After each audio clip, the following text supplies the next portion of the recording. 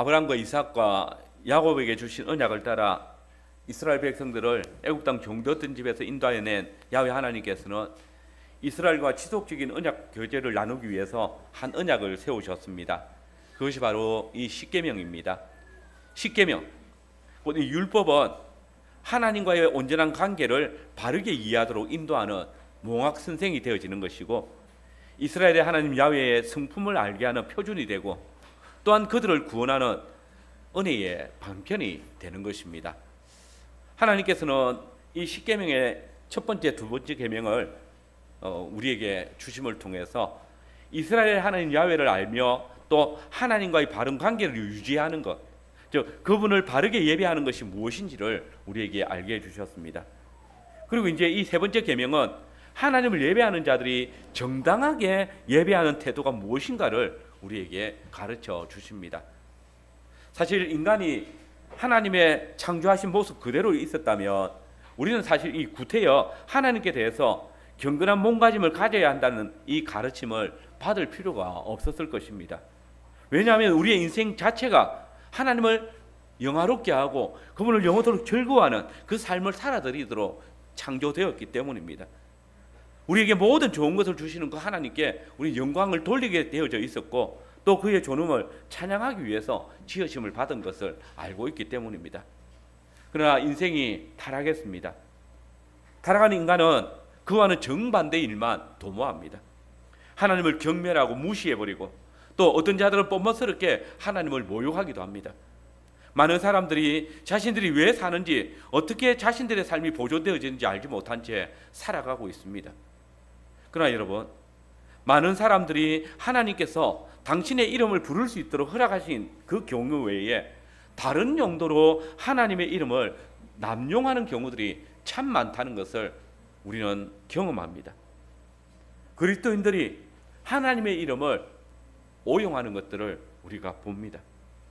그들은 하나님을 자신을 위한 수단으로 믿으며 또 하나님의 이름을 액세서리처럼 들먹거리는 것입니다. 물론 그리스도인들이 하나님의 이름을 많이 부르고 또 많이 쓰는 것 참 귀한 일이고 좋은 일입니다. 하나님께서는 이미 우리가 당신의 이름을 부를 수 있도록 계시해 주셨고 또 그 이름을 찾기를 원하시기 때문입니다. 하나님은 그 택하신 백성들에게 당신의 이름을 찬양하고 부르며 또 기도할 수 있는 놀라운 복을 주셨습니다.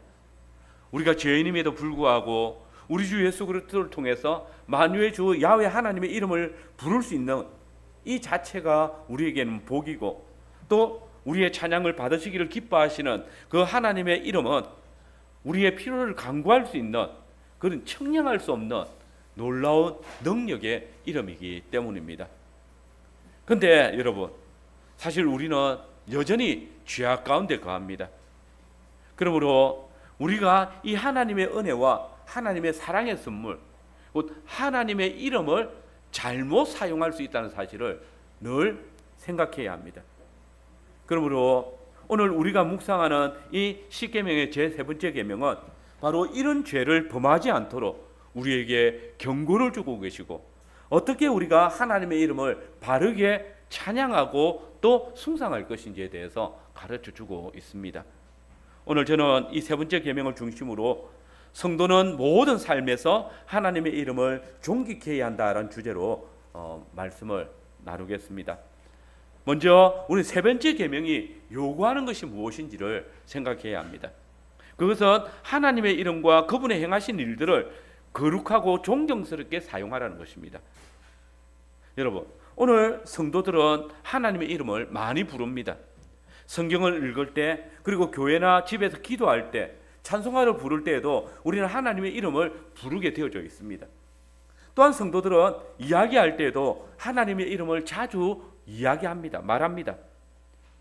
우리가 하나님의 이름을 많이 부른다는 것, 사실 이것은 전혀 문제가 되지 않습니다.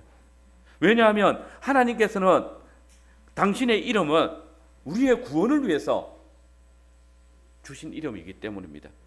하나님께서는 우리가 당신의 이름을 부를 때 당신의 백성들을 구원하십니다. 하나님께서 우리가 쓸 수 있도록 그분 자신의 이름을 주신 것은 우리에게 너무나 큰 복입니다. 여러분들이 하나님의 이름을 부를 때, 기도할 때 거룩하신 하나님, 또 전능하신 하나님, 또 우리와 함께 하시는 하나님, 이 이름을 부를 때마다 여러분들은 나를 구원하신, 나와 함께 하시고 나를 인도하시는 그 하나님을 간구하고 있는 것이고, 하나님께서는 우리를 구원하신 그 놀라운 은혜와 복을 이 이름을 통해서 계시해 주고 있기 때문입니다. 만약 하나님께서 우리에게 당신의 이름을 허락해 주시지 않았다면 우리는 구원에 이르지도 못했을 것이고, 그 구원하신 하나님과 함께 동행하는 일에 있어서 많은 어려움이 있었을 것입니다. 그런데 여러분, 예수님 당시에는 이스라엘 백성들이 이 하나님의 이름을 부르는 것을 매우 두려워하고 또 엄격하게 금했습니다.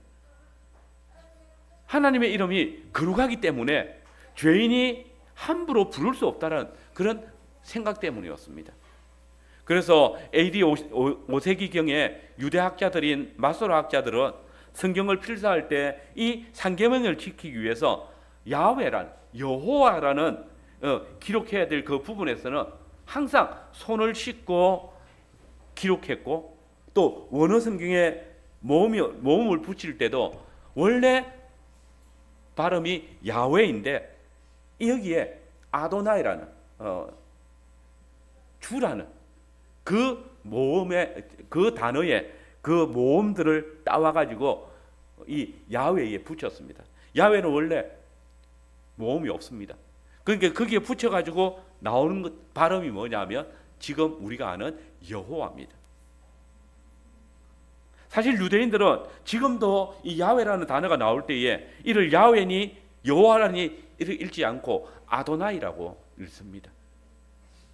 유대인들에게 복음을 알게 하기 위해서 쓴 것으로 알려진 마태복음을 여러분 보시면 다른 복음서에서는 하나님의 나라라고 기록한 그 단어를 마태복음에서는 뭐라고 해야 될까요? 천국이라고 썼습니다. 그 이유는 이 유대인들이 하나님의 성호를 함부로 쓰는 것을 좋아하지 않기 때문에 그렇게 한 것입니다. 사실 이러한 이스라엘 백성들의 행위는 어떻게 보면 굉장히 경건해 보입니다. 일리 있는 것처럼 보입니다. 죄인된 인간이 어찌 감히 거룩하신 하나님, 존귀하신 하나님의 이름을 함부로 부를 수 있겠습니까? 쓸 수 있겠습니까? 부정한 죄인이 하나님의 이름을 부른다면 하나님께서 진노하시지 않겠습니까? 그런데 여러분, 이 말은 매우 패역한 자들의 주장입니다. 왜냐하면 앞서도 말씀드린 대로 하나님께서는 당신의 이름을 자기 백성들에게 늘 계시하시고 또 그 이름이 불려지시기를 원하시기 때문입니다. 하나님의 이름은 하나님의 백성의 구원을 위해서 주셨기 때문입니다. 그래서 구약 시대의 족장들이나 선지자들은 하나님의 이름을 불렀습니다. 여러분, 창세기 22장을 보시면 아브라함은 야훼의 산에서 이삭을 번제로 드릴 때에 야훼께서 준비하신 것을 보고 뭐라고 부릅니까? 야훼 이레라고 불렀습니다. 출애굽기 17장에서는 아말렉과의 전쟁에서 승리한 후에 모세는 야훼 니시라고 이름을 했습니다. 에스겔 48장에서는 이스라엘의 회복을 노래하면서 야훼 쌈마라는 야훼의 이름을 부르고 있습니다. 아니, 우리가 믿는 우리 하나님은 당신의 이름을 자기 백성들에게 계시하시기를 기뻐하시는 분입니다. 그분은 아브라함을 찾아오셔서 나는 전능한 하나님이라 그렇게 소개했습니다. 모세에게 찾아오셔서 나는 스스로 있는 자라 친히 야훼시라고 알리셨습니다. 그래서 시편 시인은 우리는 야훼 우리 하나님의 이름을 자랑하리로다 그렇게 노래했습니다. 오늘 시편 20편입니다. 여러분, 왜 하나님의 백성들이 하나님의 이름을 자랑합니까? 조금 전에 살핀 시편 20편 7절의 말씀을 보십시오. 6절부터 보시면 여호와께서 자기에게 기름 부음 받은 자를 구원하실 줄 이제 내가 아노니 그의 오른손에 구원하는 힘으로 그의 거룩한 하늘에서 그에게 응답하시리로다. 어떤 사람은 병거, 어떤 사람은 말을 의지하나 우리는 여호와 우리 하나님의 이름을 자랑하리로다 이렇게 말합니다. 하나님의 이름은 자기 백성들에게 주시는 은혜의 선물이고 구원의 표입니다. 당신의 백성을 대적으로부터 구원하시는 구원의 이름인 것입니다. 그렇기 때문에 야훼의 백성들은 하나님의 이름과 그 거룩한 칭호를 거룩하고 존경하는 마음으로 불러야만 합니다. 야훼의 이름을 부름으로써 야훼께서 자신들을 구원하신 하나님임을 고백하는 것입니다. 그러나 예수님 당시에 유대인들은 이 야훼 이름을 부르기를 즐거워하지 않았습니다. 이스라엘을 애굽 땅 종되었던 집에서 구원하신 야훼께서는 당신만이 이스라엘의 구원자이시며 십계명을 통해서 분명히 나타내셨습니다. 그래서 이스라엘은 오직 그들의 구원자이신 야훼의 이름을 그리고 그분의 칭호를 거룩함과 존귀함으로 불러야 했습니다. 그러나 그들은 광야에서부터 약속의 땅에까지 야훼의 이름을 즐거워하지 않았습니다. 도리어 야훼 앞에서 불평하고 이방신의 이름을 부름으로써 야훼 이름을 망령되이 일컬었습니다. 겉으로는 야훼 하나님을 섬긴다고 또 그분의 이름을 부르는 것이 하나님을 불경하게 섬기는 것이라고 주장했지만은 사실은 그 하나님을 구원의 하나님으로 고백하지 못하기 때문에 야훼 이름을 저버리고 망령되게 불렀던 것입니다. 여러분, 그러면 야훼의 이름을 부른다는 것이 무엇을 의미하는 것입니까? 앞서도 말씀드린 대로 이것은 우리의 예배적인 삶을 언급하고 있습니다. 우리가 잘 아는 대로 성경에서 이 야훼의 이름을 부른다는 것은 항상 언약 백성의 예배적인 행위와 연관이 되어져 있습니다. 창세기 4장 26절을 보시면 에노스 때에 야훼의 이름을 불렀다라고 이야기합니다. 창세기 12장과 13장에서 아브라함이 단을 쌓고 야훼의 이름을 불렀다라고 합니다. 야훼의 이름을 부르면 그것은 하나님을 예배했다는 말입니다. 이처럼 성경에서 야훼의 이름을 부르는 행위는 그들을 구원하시고 또 보호하시는 야훼 하나님을 예배하고 찬송한다는 것입니다.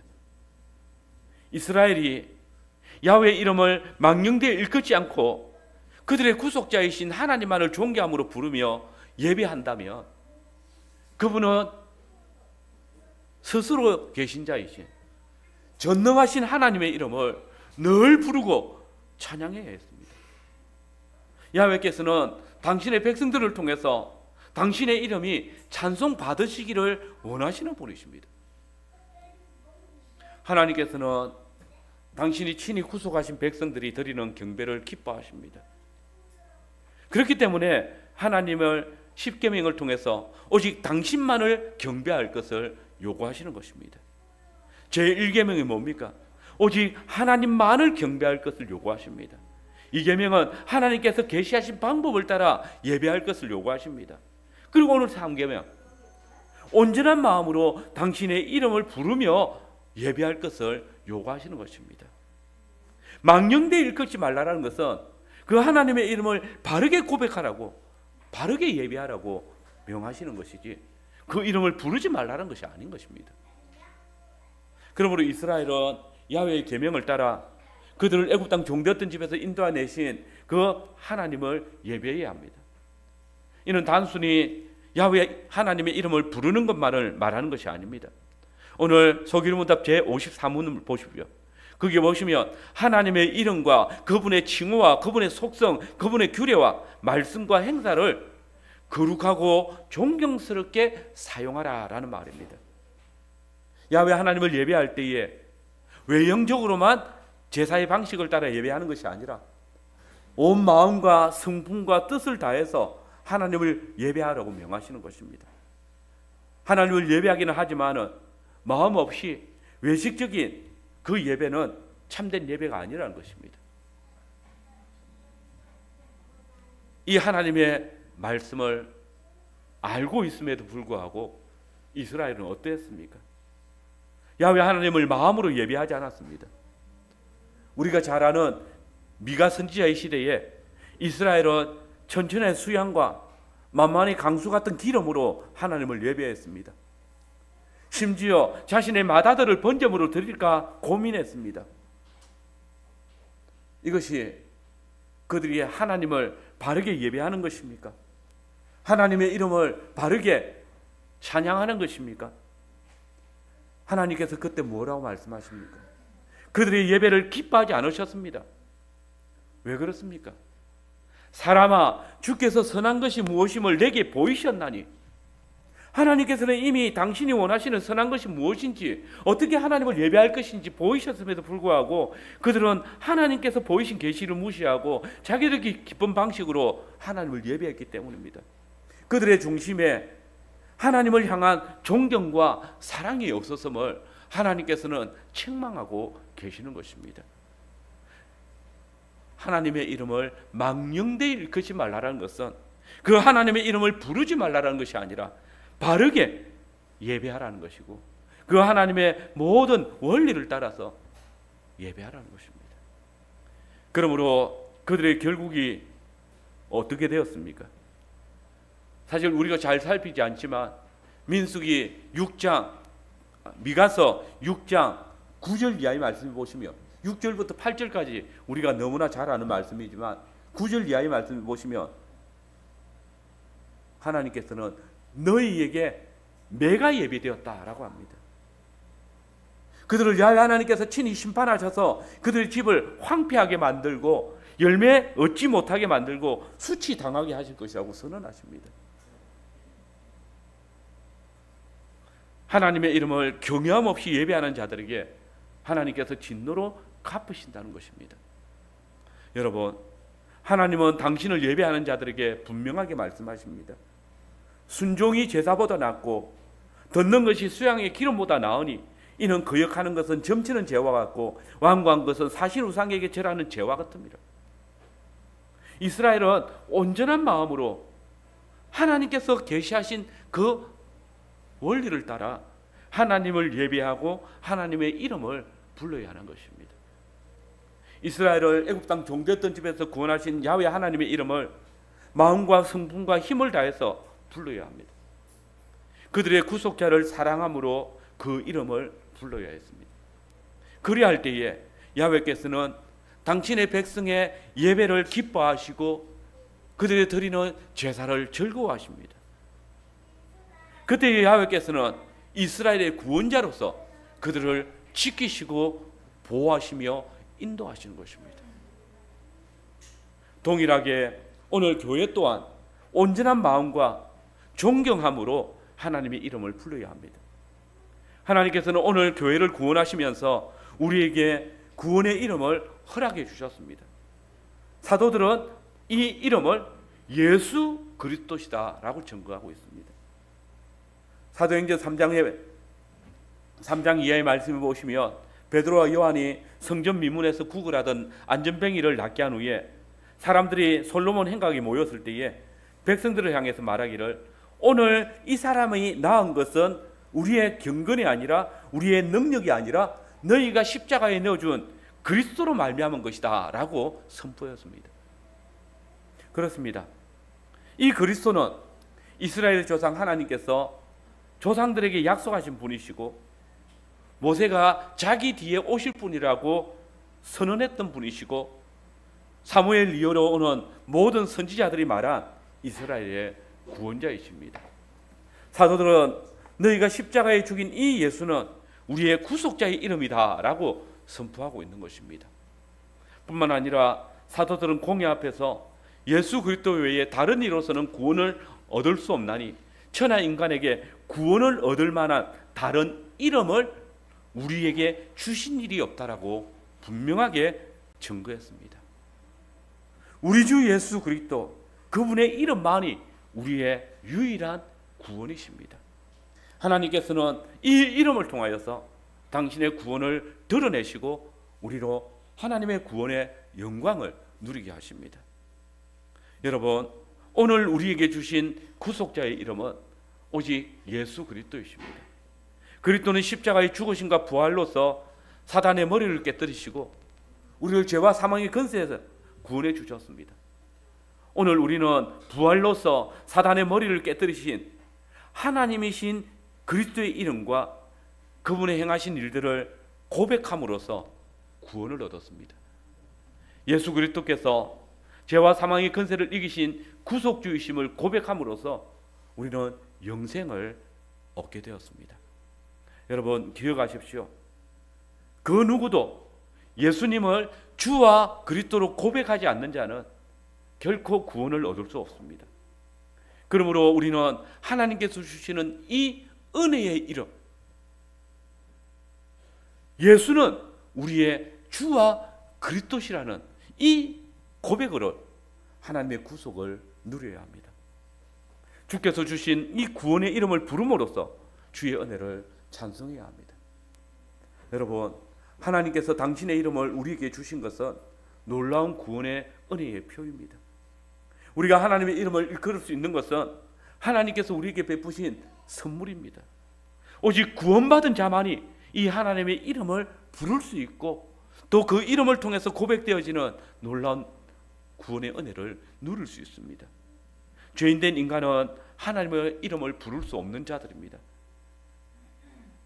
우리는 하나님의 진노의 대상이었지만 하나님께서는 당신의 독생하신 아들 예수 그리스도를 통해서 우리를 죄와 사망의 권세에서 건지시고 하나님의 이름을 찬양하도록 부르십니다.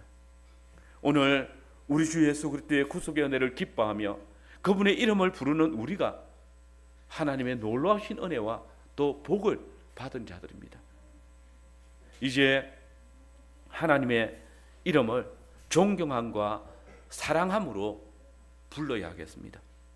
그리고 이 이름을 부를 때마다 하나님의 이름이 우리의 구원의 보증이 됨을 깨달아야 되겠습니다.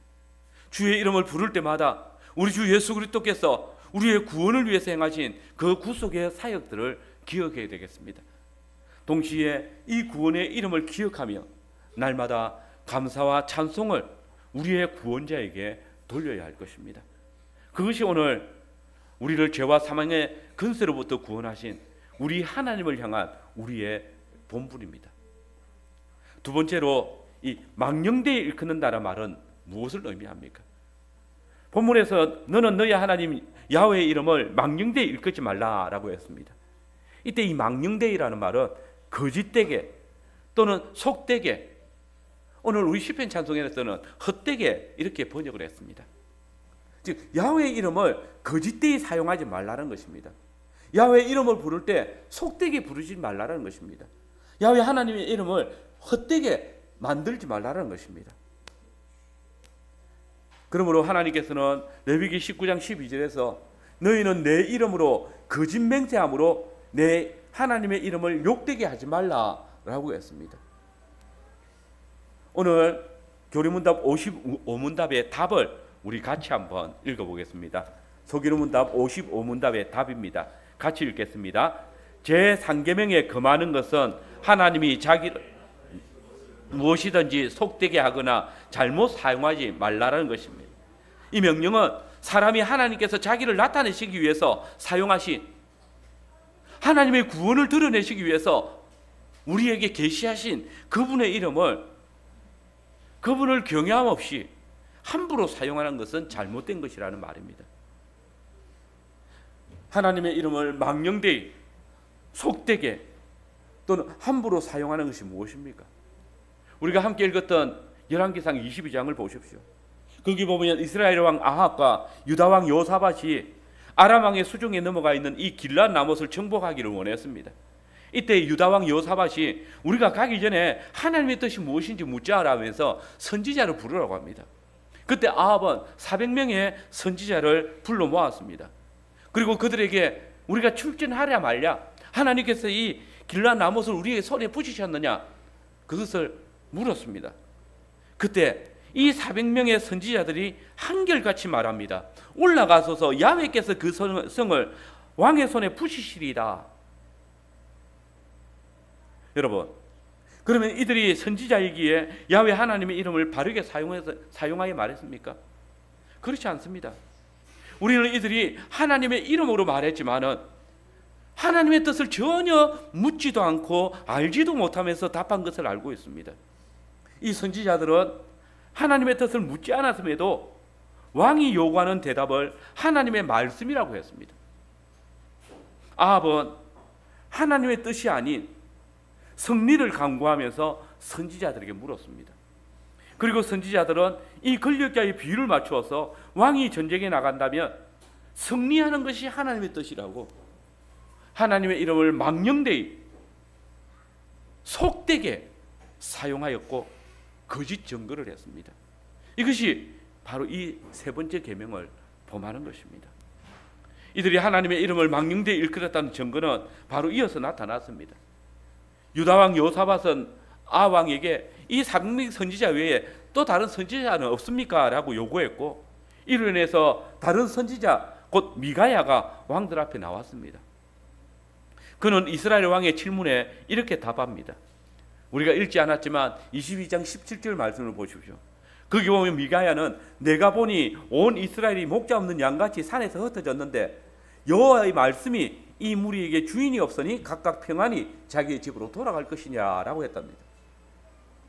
이 무리가 주인이 없으니 각각 평안히 그 집으로 돌아간다. 주인이 없는데 양들이 평안하게 된다. 타락한 왕이 있는 것을 인해서 지금 이스라엘에 평안이 없다는 말입니다.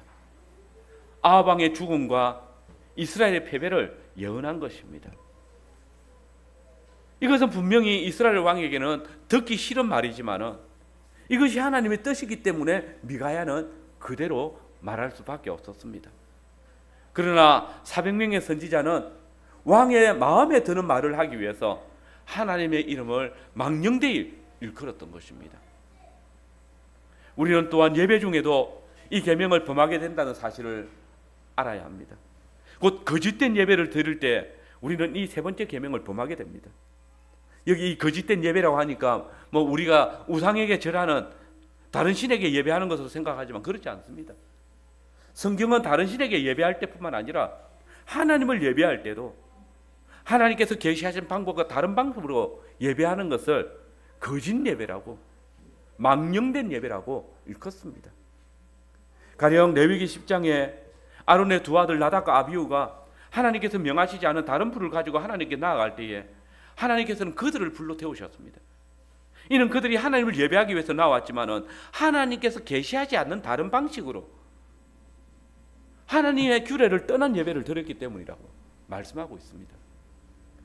또 사울이 길갈에서 사무엘이 늦게 와서 자기가 제사를 드렸는데 하나님께서는 그가 사무엘 대신에 제사를 드린 것을 두고 하나님의 이름을 망령되이 예배한 것이라고 말씀하셨습니다. 그리고 바로 그 죄를 물어서 그의 왕위를 폐하셨습니다. 선지자 미가는 사람들이 하나님을 예배하기 위해서 많은 예물을 가지고 나왔다라고 이야기합니다. 그러나 그 마음에 하나님을 경외함이 없이 하나님의 말씀에 대한 순종이 없이 드리는 제사였기 때문에 하나님께서 이것들을 기뻐하시지 않는다고, 하나님께서는 이미 너희에게 하나님이 기뻐하시는 것이 무엇인지 알게 하셨다라고 말하고 있습니다. 우리도 마찬가지입니다. 지금 이 자리에 몸은 예배를 드린다고 앉아있지만 그 중심에, 그 마음에 하나님을 경외함이 없이, 그 하나님의 말씀에 순종함이 없이 그냥 앉아있는 것, 이것은 하나님의 이름을 망령되이 일컫는 죄를 범하는 것입니다. 또 하나님의 백성된 성도의 모든 맹세에는 하나님의 백성이라는 그 이름을 가지고 있기 때문에, 그 이름의 맹세이기 때문에 근본적으로 하나님의 이름을 가지고 하는 것입니다. 내가 하나님의 이름으로 맹세합니다, 내가 그리스도의 이름으로 맹세합니다 말하지 않는다 할지라도 여러분들은 하나님의 백성이고 여러분들은 그리스도인이기 때문에 우리의 모든 맹세가 하나님의 이름으로 하는 것이고, 그 맹세를 지키지 않는다면 내가 하나님의 이름을 욕되게 하는 것, 망령되이 일컫는 죄를 범하는 것입니다. 그렇기 때문에 오늘 우리가 함께 읽었던 이 산상수훈에서 예수님께서는 성도들에게 맹세를 금하는 것입니다. 실상 어떤 이들은 교묘하게 나는 하나님의 이름으로 맹세하지 않는다라고 말하며 하늘이나 땅으로 맹세하지만 이 역시 피조물을 지으신 창조주 하나님의 이름을 거들먹거리는 것입니다. 어떤 이유로든 하나님의 이름을 더럽히는 것은 가벼운 죄가 될 수 없습니다. 그러므로 언약 백성이 맹세를 피해야 하는 이유는 단지 그것이 하나님의 이름을 덜먹거리며 욕되게 할 뿐만 아니라 하나님의 백성으로서 자신의 진실과 거룩함을 약해지게 만들기 때문입니다. 우리는 하나님의 이름을 말하지 않는다 할지라도 그저 우리의 입술에 그 대답, 옳다, 옳다, 아니다, 아니다라는 그 대답을 통해서 모든 것이 진실되어야 합니다. 사람이 하나님의 이름을 망령되이 일컫는 죄는 성도들의 일상 속에서도 자주 범하는 것입니다. 가끔 우리는 운동 경기를 하는 선수들이 경기 전에 기도하는 것, 또 골을 넣고 나서 기도하는 그런 세레머니를 많이 봅니다. 중요한 경기를 앞두고 기도하는 것 잘못된 건 아닙니다. 그러나 만약 선수가 운동 경기에서의 승리를 위해서 하나님의 이름을 이용한다면, 그 승리하기 위해서 기도한다면 세 번째 계명을 범하는 것입니다. 경기의 승리는 선수나 팀의 소원이지 하나님의 뜻이 아니기 때문입니다. 또 우리는 우리의 생각이나 다른 사람의 소원을 하나님의 뜻이라고 할 때에 이 계명을 범할 수 있게 된다는 사실을 기억해야 됩니다. 어떤 사람이 신학교에 입학하면서 나는 하나님의 뜻으로 이 학교에 간다라고 한다면 우리는 그가 그 학교에 가는 것이 어떻게 하나님의 뜻인지를 알 수 있는지 알아보아야 합니다. 하나님이 친히 그를 부르셨는지, 정말 교회가 그를 하나님의 말씀 사역계로 인정할 수 있는지, 소위 내적 소명, 외적 소명을 확인해야 됩니다. 그 사람의 그 기도, 그 하나님의 이름을 가지고 있는 그 맹세, 그것이 그의 소원을 이야기하는 것이 아니기 때문입니다. 종종 입시에 떨어지면 하나님의 뜻이겠지요 라고 말하는 것을 듣습니다. 이것은 자기의 소원이고 자기의 부족입니다. 자기의 소원을, 자기의 부족을 하나님의 뜻으로 가장해서는 안 되는 것입니다. 사실 우리는 하나님의 뜻을 모를 때가 많습니다. 하나님의 뜻을 가장한 자신의 소원이나 감정적인 치우침이 하나님의 뜻인 것처럼 보여질 때가 많습니다.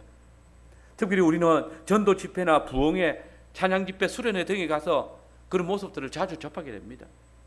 그러나 우리는 하나님의 뜻을 알고 말하는데 매우 신중해야 되고 잘 생각해야 됩니다. 또 우리는 영어권 사람들이 요거를 할 때 하나님의 이름을 망령되이 일컫는 죄를 범하는 것을 잘 알고 있습니다. 오마이갓이란 말을 많이 들었을 겁니다. 이 말은 도무지 상상할 수 없는 비참한 일이나 어처구니 없는 일이 일어났을 때 우리말로 하나님 맙소사라는 뜻입니다. 하지만 그 중심에는 무엇이 있습니까? 하나님 어떻게 이러실 수가 있습니까? 라는 것입니다. 하나님의 섭리에 대한 비난이 포함된 말입니다. 그들은 또한 어떤 일을 실패하면 지저스라고 말합니다. 우리말로 하면 쉽게 주여라고 번역할 수 있습니다. 그러나 실상은 주님 이게 뭡니까? 라는 말입니다. 이 일의 실패의 책임이 내가 주로 모시고 있는 당신, 곧 주께서, 당신께서, 예수님께서 이렇게 만드신 겁니다 라는 뜻입니다. 그리고 어떤 사회 기관에 직장 이름에 하나님의 이름을 붙이는 경우를 볼 수 있습니다. 복음병원, 기독교 방송, 호산나 물산, 할렐루야 측간, 이런 너무 좋은 이름들입니다. 또 신앙 고백이 담겨지는 이름이죠. 그러나 전혀 기독교적인 특성이 없고 또 하나님의 뜻이 온전히 증거되어지지 않는다면 이 모든 이름은 하나님의 이름을 망령되이 속되게 일컫는 죄입니다. 이사벨 여고, 또 버니엘 고등학교, 얼마나 좋은 이름들입니까? 그러나 그 학교에서 일어나는 비리들이나 또 그 학교에서 생겨나는 여러 가지 문제들이 하나님의 이름을 욕되게 할 수 있다면 이 이름들을 우리가 얼마나 신중하게 또 잘 생각해야 되는지를 가르쳐 주는 것입니다. 찬양에서도 마찬가지입니다. 아무 생각 없이, 마음의 고백 없이 하나님의 이름을 부른다면 이는 세 번째 계명을 범하는 것입니다. 우리는 늘 찬양을 들을 때마다 정말 하나님을 경외하면서 그 이름을 불러야 합니다. 내 중심에 지금 내가 부르고 있는 이 찬양 속에 고백되어지는 하나님의 구원과 하나님의 인도하심, 그 하나님의 역사하심을 고백할 때 이 세 번째 계명을 생각하면서 불러야 하는 것입니다. 우리는 일상생활 속에서 대화 중에 하나님의 이름을 사용할 때가 있습니다. 그러나 잘못 사용하지 말아야 됩니다. 농담할 때 습관적으로 하나님의 이름을 부를 때가 있습니다. 재미를 위해서 하나님의 말씀을 인용해서 내놓기도 합니다. 대중을 웃기기 위해서 농담처럼 하나님의 말씀을 인용하거나 자녀들이나 신앙이 연약한 자들을 압박하기 위해서 원래의 의미와는 다르게 하나님의 역사를 적용하는 모습들도 있습니다. 그러나 우리가 그 하나님을 향한 존경 없이 하나님의 이름을 부르거나 하나님의 역사를 말하는 것은 이 세 번째 계명을 범하는 위험이 있습니다. 여러분, 하나님께서는 당신의 이름을 우리가 부르기를 원하십니다. 그래서 계시하셨습니다. 찬양하도록 하셨습니다. 그럼에도 당신의 이름을 망령되이 일컫는 것을 금하십니다. 망령되이 일컫는 자들에게 죄 없다라고 하지 않으십니다. 우리에게 구원을 주시기 위해서 당신의 이름을 주셨는데 우리가 그 구원의 이름을 망령되이 일컬음으로써 하나님의 심판에 이른다면 이것보다 더 어처구니 없는 일이 무엇이겠습니까?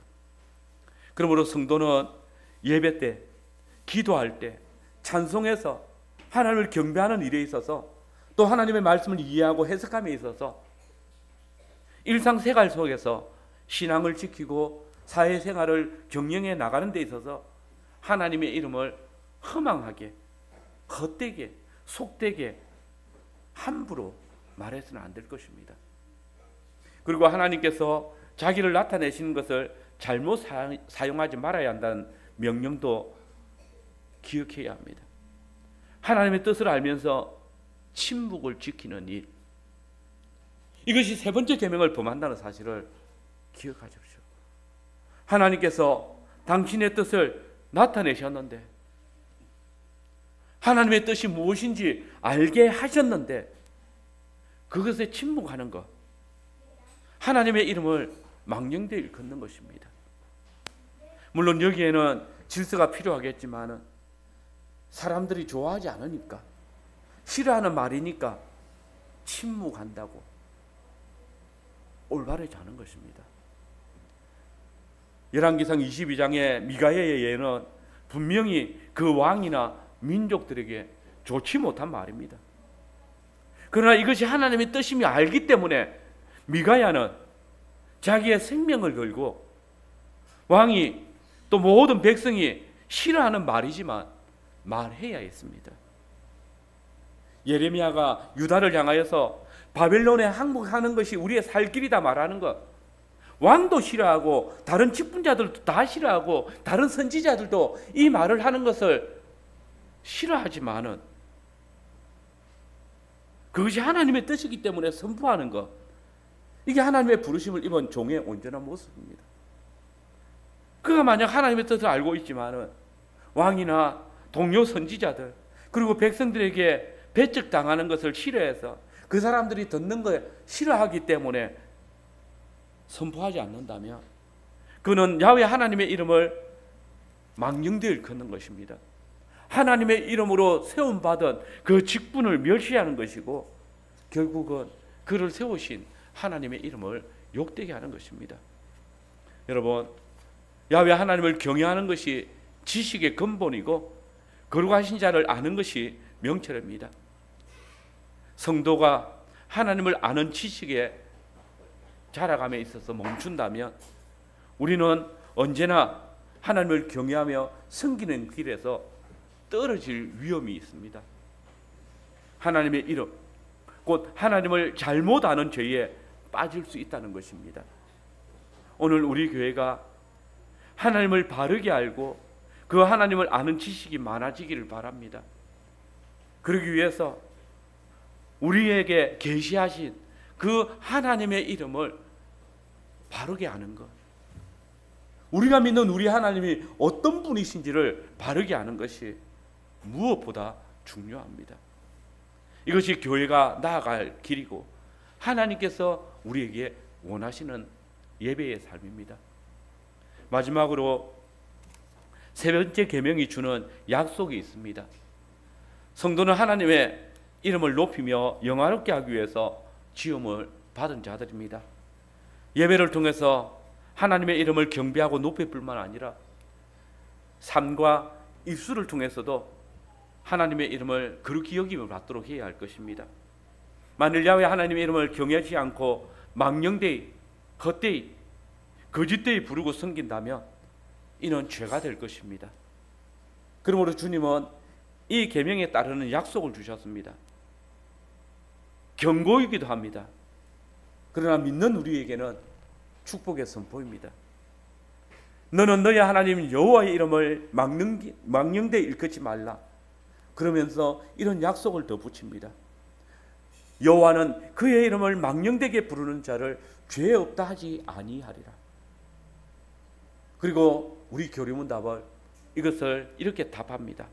우리 56문답의 답을 같이 읽겠습니다. 같이 읽어보겠습니다. 제3계명에 붙어있는 이유는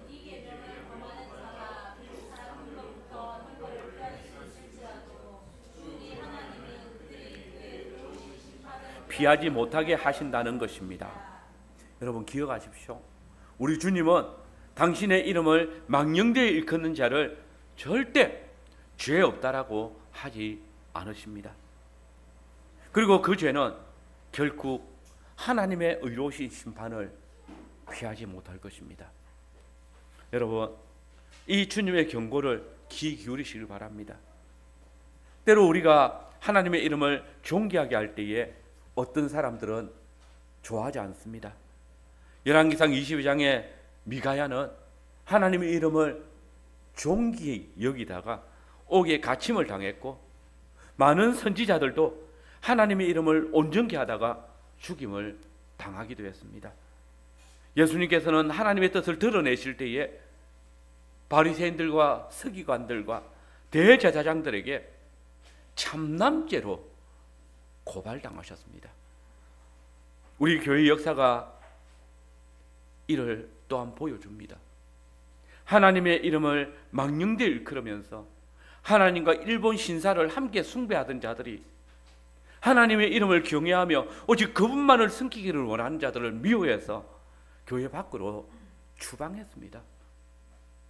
오늘 우리가 하나님의 뜻을 드러내고 하나님의 이름을 존귀케 할 때에 그것을 싫어하는 자들로 인해서 핍박을 당하기도 하고 또 박해를 당하기도 할 것입니다. 그러나 육신을 죽이는 자를 인해서 두려워하지 맙시다. 만약 우리가 사람을 두려워해서 하나님의 영화롭고 거룩한 이름을 경외하지 아니하고 하나님의 이름을 망령되이 행한다면 주님은 그 사람에 대해서 죄 없다 하지 않을 것입니다. 교리문답은 이를 해석하기를 그 사람은 비록 사람에게는 형벌을 면할지 모르겠지만 하나님의 심판은 피할 수 없을 것이라고 말씀하십니다. 만약 우리가 육신의 두려움을 인해서 이 세 번째 계명을 지키지 않는다면 능히 영과 혼을 다스리시는 우리의 둘째 사망을 주장하시는 하나님의 진노에 들어갈 것입니다.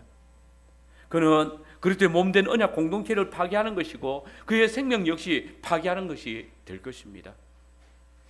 레위기 24장을 보시면 어떤 사람이 싸움을 하다가 무리들에게 끌려와서 하나님의 진노를 받아 돌로 쳐 죽임을 당하는 사건이 기록되어져 있습니다.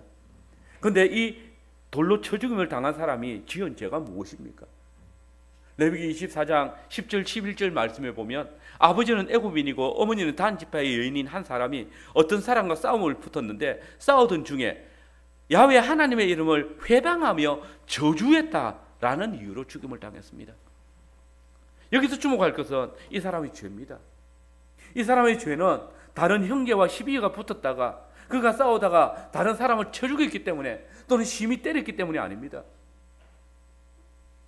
하나님의 이름을 회방하며 저주한 것입니다.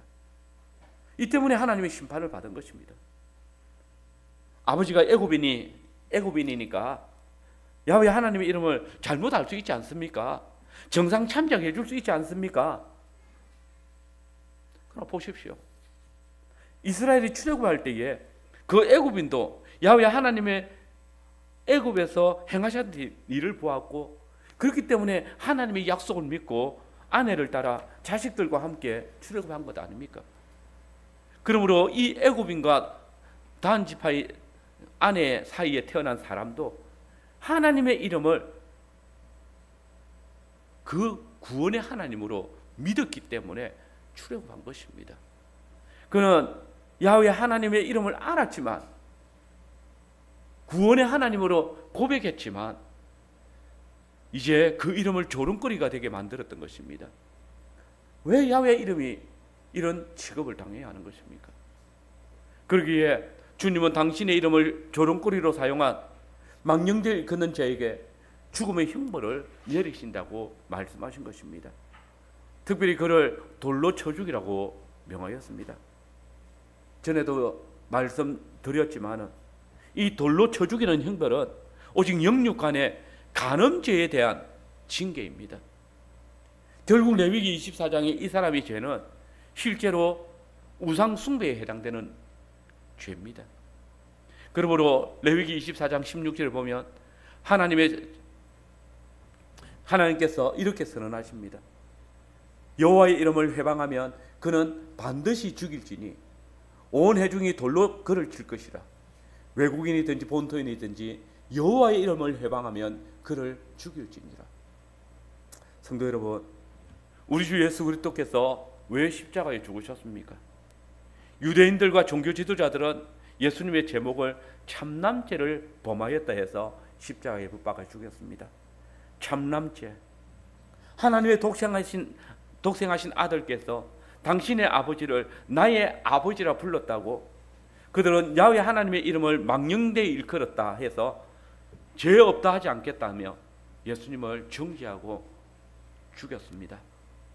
무릇 이 죄에서 우리 중 자유로운 사람은 한 사람도 없습니다. 그러나 예수님은 하나님의 자비하심에 의해서 우리를 대신해서 죽으셨습니다. 그때 우리가 우리 주님의 구원을 멸시하고 조롱하며 그 이름을 해방하였을 때에도 그 죄악도 대신 담당하셨습니다. 당신이 친히 참남죄로 죽으셨습니다. 그리고 아름다운 주의 구원의 복음을 전하는 자들의 발을 통해서 우리에게 주 예수 그리스도의 구원의 복음을 말하게 하시고 우리로 듣고 믿게 하셨습니다. 그리고 이렇게 약속하십니다. 누구든지 주의 이름을 부르는 자는 구원을 얻을 것이라. 이 시간 주의 계시되어진 말씀을 통해서 우리 하나님 야훼를 더 깊이 알아가시고 이제 바로 그 주님의 이름으로 구원받은 주님의 백성으로서 우리의 말과 행동으로 일평생 주의 이름과 그 이름의 영광을 위해서 살아가시기를 간절히 소원합니다. 아멘.